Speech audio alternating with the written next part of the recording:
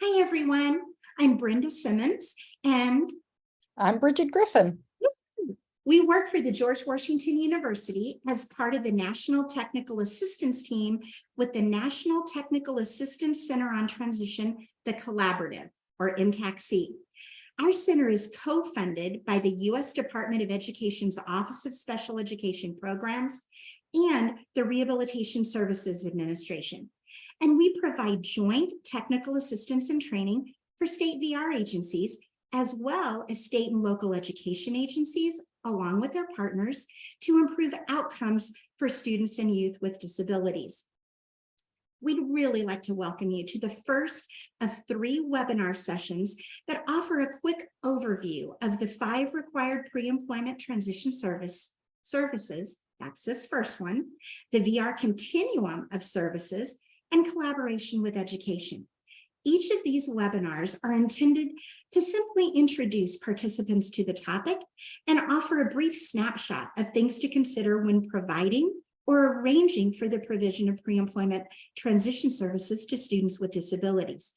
Additional resources, tools, and webinars related to pre-employment transition services and transition services for students and youth with disabilities can be found on the NTAC-C website at transitionta.org. We do need to share this disclaimer, which states that although the contents of this presentation was developed by NTAC-C, which is funded by the Department of Education, the contents do not necessarily represent the policy of the Department of Education, and you should not assume any endorsement by the federal government. So now I'm going to turn this over to Bridget to get us started. Thanks so much, Brenda. So the Rehabilitation Act, as amended by the Workforce Innovation and Opportunity Act, that is WIOA, in 2014, expanded the scope of VR services to include 2 primary areas of service provision. That is pre-employment transition services for students with disabilities and services for individuals who have applied for and been determined eligible for vocational rehabilitation services. In this session, we're going to focus on pre-employment transition services and provide you with just a small snapshot of some of the key concepts involved in the provision of pre-employment transition services. Since the addition of the 5 required pre-employment transition services, the VR program can be characterized as providing a continuum of services, with pre-employment transition services being most beneficial to students with disabilities in the early stages of employment exploration. Pre-ETS and transition services make up the first 2 pieces of this continuum of VR services, with employment-related services focusing on the specific services necessary to obtain, retain, or advance in employment. This continuum is really a roadmap. How interactive and how meaningful this continuum or roadmap will be for the student is really up to the VR pre-ETS transition specialist who provides or arranges for the provision of pre-employment transition services, along with the VR counselor and the relationships that they have built with the student along this continuum of services. So on this slide, you'll see a nice depiction of pre-employment transition services and some of the most significant pieces of that. Right in the center, in that green circle in the center, we've got pre-employment transition services. And there we talk all about that money that's involved with pre-employment transition services. Pre-ETS has probably made the most significant impact on the VR program across the country than any other legislation for the past 30+ years. It added requirements both for the reservation of funds as well as the expenditure of funds. So at least 15% of the federal allotment must be reserved to provide or arrange for the provision of pre-employment transition services for students with disabilities. Additionally, Pre-employment transition services are the only activities that a state VR agency may pay for with the minimum 15% reserve funds. So this is a big deal. And why? Only certain costs are allowable to be charged the reserve funds. I think up until now, as we were really getting used to pre-employment transition services, we felt that that was a bit of a moving target. But since the release of the Notice of Interpretation, we're now in a much better position to understand what can and cannot be charged to that reserve fund. States must keep track of these costs separately. So there are new documentation requirements and new codes for reporting purposes for the RSA 911. And states will lose the money if it's not spent. You can carry over those pre-employment transition funds for 1 year only. So now really let's talk about what do pre-employment transition services provide? So it's a new VR service for a new population.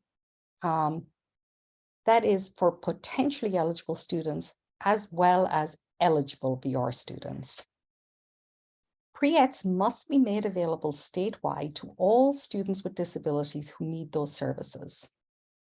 This often begins in many states at the age of 14 or at the latest at the age of 16, as opposed to the last year in high school, which might have been happening prior to pre-employment transition services.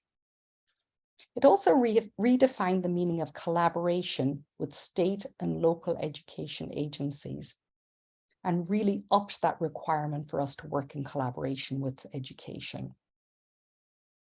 The intent of pre-employment transition services is to lead to enhanced opportunities for students with disabilities to achieve high quality employment outcomes.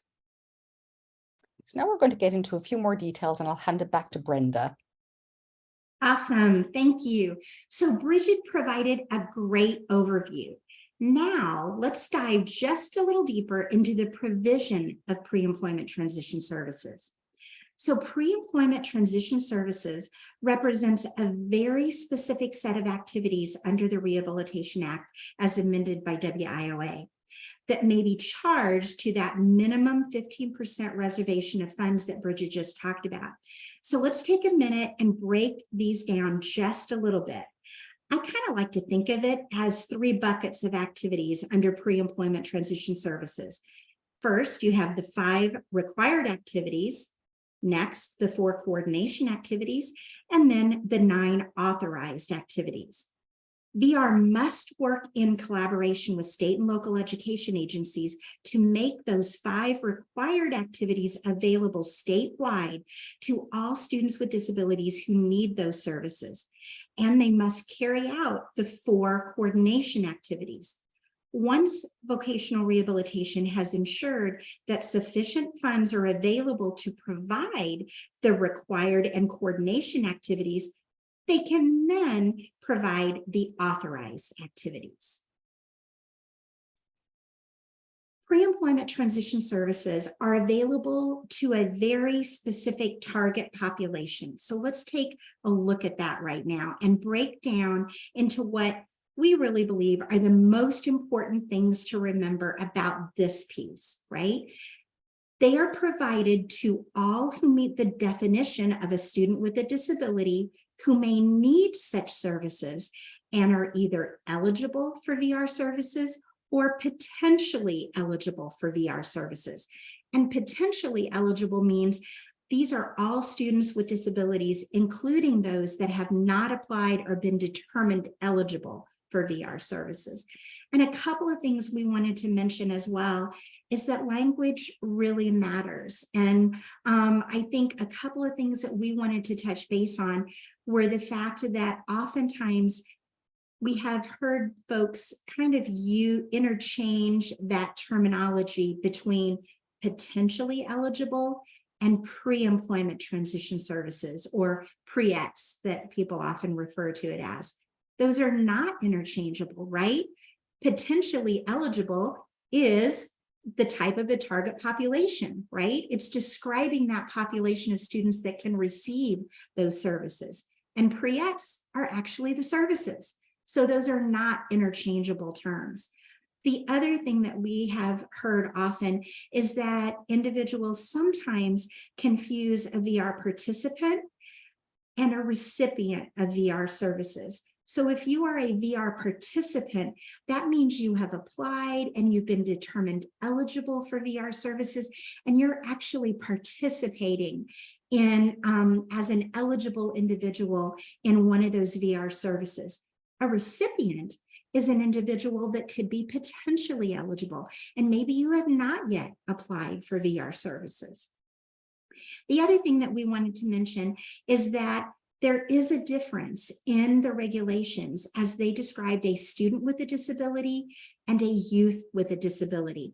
Two very separate definitions. And the reason this is important is because there are different services tied to those different definitions. So in order to receive pre-employment transition services, for example, you must meet the definition of a student with a disability. And we're going to get into it in a minute, but that definition, the age range may change, right, from state to state. However, with a youth with a disability, that particular definition is very straightforward. So no matter what state you're in across the country, that is an age range of 14 to 24. So there are just some little caveats with that we wanted to mention. Now, let's take a look at that definition of a student with a disability. That student with a disability means, in general, that this is an individual with a disability in a secondary, post-secondary, or other recognized education program who falls within the requirements for minimum and maximum age, and is either eligible for and receiving special education or related services under Part B of IDEA or the Individuals with Disabilities Education Act, or is a student with who is an individual with a disability for the purposes of Section 504 of the Rehabilitation Act. And I do want to mention, so that does not mean that that individual student needs to have a 504 plan. They just need to meet the definition of an individual with a disability under Section 504. And then finally, wanted to mention that really, you guys, VR is the only entity that can verify the individual is a student with a disability for the purpose of pre-employment transition services. Sometimes we refer to that as a non-delegable function, which means VR cannot delegate out to a provider or a school district or any other entity that particular function. VR staff have to be the one to verify that that individual is indeed a student with a disability. Okay, and then finally, when looking at the minimum and maximum age, we wanted to break that down just a shade more. Embedded in that definition of a student with a disability, which, as I mentioned earlier, can look really different across the country depending upon what state you're in. It's important to know that that individual may not be younger than the earliest age for the provision of transition services under the Individuals with Disabilities Education Act. So a couple of examples we wanted to give you. For example, in Washington, the minimum age is 14, all right? When you're looking at the maximum age for a student with a disability, that individual may not be older than 21 years of age, or if the state law for the state provides for a higher maximum age for the receipt of services under IDEA, they're not older than that maximum age. So again, for example, in Washington, the maximum age is not older than age 21. So what this means in Washington is that the student can receive pre-employment transition services through the age of 21 until they reach the age of 22, as long as they continue to meet the definition of a student with a disability. So that's defined very differently, right, Bridget, in so many states. So we did want to mention that that is definitely an important piece to consider. Now I'm going to turn it back over to Bridget as we take a closer look at the 5 required pre-employment transition services. That's great, Brenda. Thank you. And it is really important. I like that you pointed out all of those very specific definitions because that's really important to be aware of. So just as a recap, we know that pre-employment transition services are the earliest set of services that are available to both potentially eligible and eligible students with disabilities. Pre-employment transition services in themselves are designed to be short-term in nature and also to help students identify their career interests. Those career interests can be further explored through additional vocational rehabilitation services, such as those transition services that we talked about on the continuum, as well as individualized VR services. So pre-ETS are almost that taster and that invitation to those other services. Pre-employment transition services may begin once a student requests or is recommended for one or more of the 5 pre-employment transition services. And again, we'll reiterate that they must be provided in collaboration with local education agencies, that is your LEAs. So what exactly are the 5 required activities? So we've got job exploration counseling, work-based learning experiences, counseling on opportunities for enrollment in comprehensive transition or post-secondary educational programs at institutes for higher education, workplace readiness training, and instruction in self-advocacy. These services are provided directly to students. The Vocational Rehabilitation Agency may not limit or expand these 5 required activities. And they are required to be delivered throughout the state, so statewide. Now, the VR agency, the state agency, does get to determine how they will provide those services. So they may do those in-house, so providing those services directly by the VR counselor or a pre-employment transition specialist, or they may purchase those services through a vendor with a service authorization and agreements in place. Or it may be a combination of both. So many states choose to provide those services in combination with in-house staff and as a purchase service. So next slide, please, Brenda. Now we're going to break these services down just a little bit so that we've got an understanding of what each of the 5 required intends to provide to students. So job exploration counseling is really about providing that guided career exploration to a student that will enhance meaningful interaction, engage them in activities, and allow them to self-reflect on those activities that they participate in to create a greater awareness of their career options and opportunities and interests. Work-based learning experiences may include in-school or after-school opportunities or experiences that are outside the traditional school setting, including internships, including for those students with the most significant disabilities to practice and improve workplace skills in competitive, integrated work settings before they exit from high school. So that's a mouthful. It's a lot of pieces that are involved.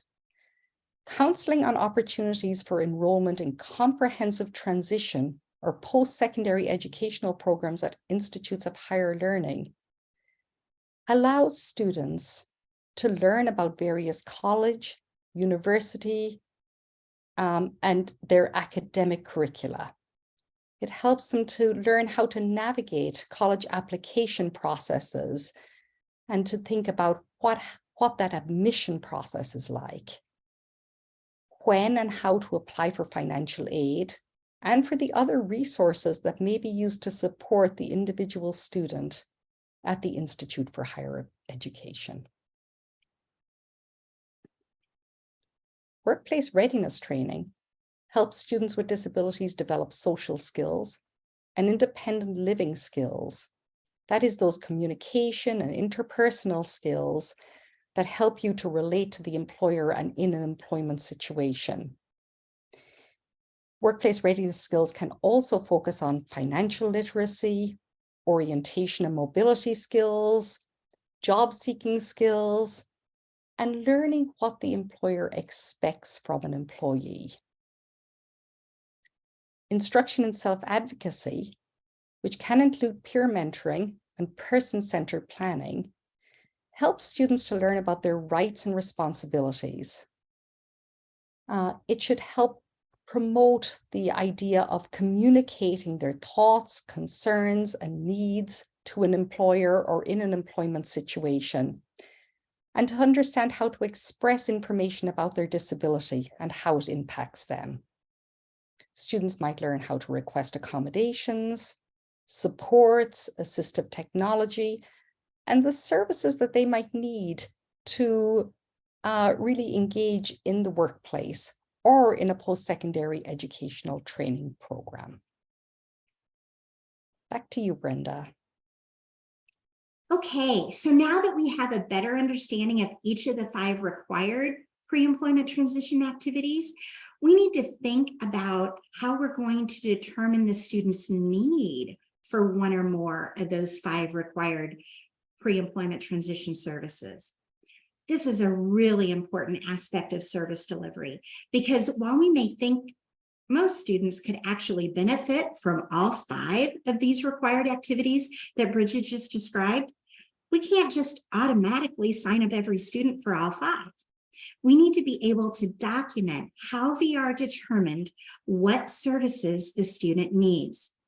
So when you think about this, you could maybe get this from, many of you all have developed pre-employment transition services referral forms. And on those forms, there's an opportunity for both the student and the parent or guardian and even the school to sign that form.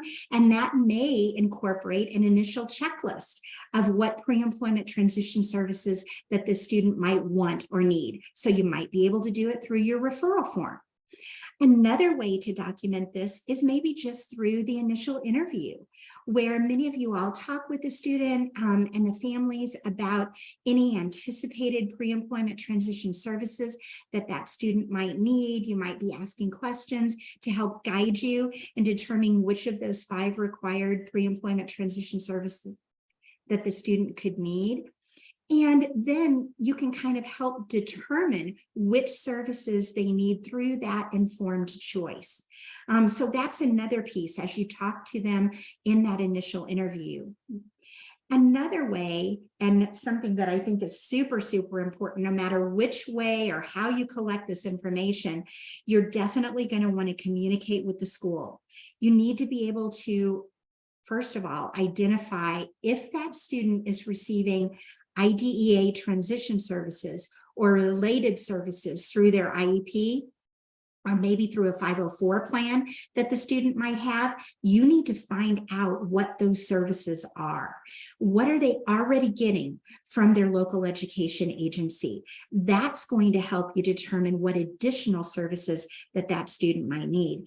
So bottom line, no matter how you determine the student's need for pre-employment transition services, you just have to be sure that you can document what that process looks like, ensuring that both the student and VR are in agreement with the services to be arranged and provided. Once VR has determined how they will demonstrate that a student with a disability needs a particular pre-employment transition services, the next thing to think about are the expected outcomes for that service. How will the student's progress be identified and measured?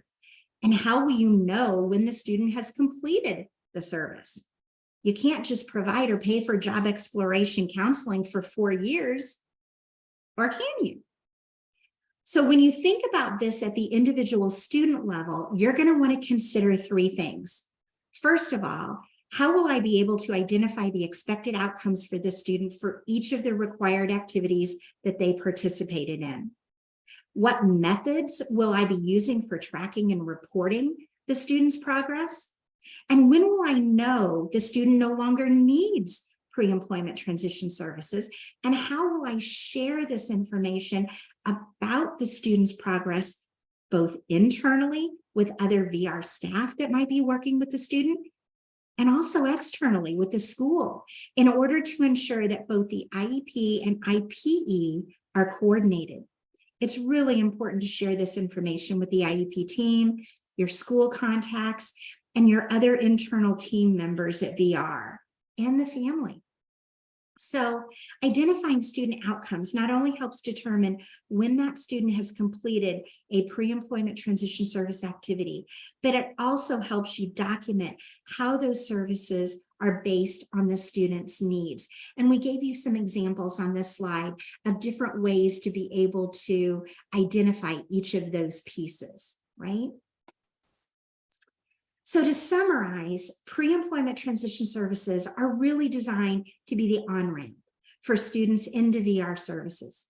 They don't have to start here, but my colleague, Christine Johnson, says that pre-employment transition services are like the appetizer, providing opportunities for students to be more informed, ready to actively participate in not only the VR program, but their individual career development process, leading to a successful employment outcome in their chosen career pathway. It's important to keep in mind, though, that a student is not required to receive one set of services before beginning the next set. Pre-employment transition services should enrich, not delay, transition planning, application to the VR program, and the continuum of services necessary for the movement from school to post-school activities. The intent behind pre-employment transition services, as Bridget alluded to in the beginning, is really about opportunities. Opportunities for students to learn about lots of different jobs and careers, to understand what types of training opportunities are available, opportunities to participate in meaningful work-based learning experiences, opportunities for students to explore careers and training programs that lead to industry-recognized credentials, and opportunities for students to explore the best ways to advocate for what they need in a job or training program to enhance their opportunity for overall success. So with that, we would like to thank you so much for this little micro training series, the first in our 3-part series, and this one was on pre-employment transition services, the 5 required. Thank you so much.